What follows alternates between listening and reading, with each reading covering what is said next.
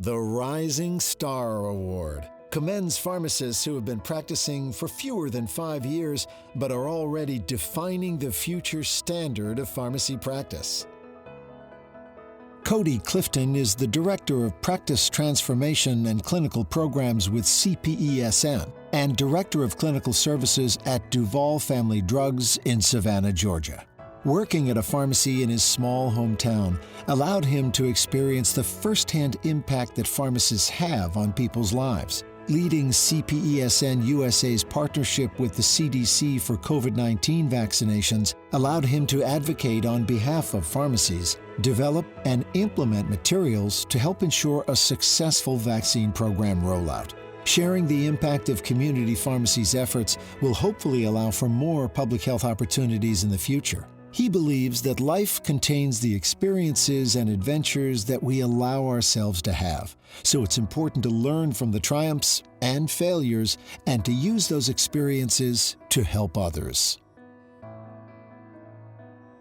Mary Hasten Vest is the Clinical Manager for Analytics and Outcomes for UNC Health and an Assistant Professor of Clinical Education at UNC Eshelman School of Pharmacy in Hillsborough, North Carolina. She was inspired not only by the accessibility of pharmacists to patients, but also by the rapid growth and transformation within the profession at the time. She and her team have received both the 2019 and 2020 ASHP Best Practice Awards, which focused on how her team can influence health system-wide decision-making, and partnered with the School of Pharmacy to train the next generation of pharmacists to incorporate analytics into their expertise. She wants to make a difference in people's lives through leadership, compassion, and personal empowerment.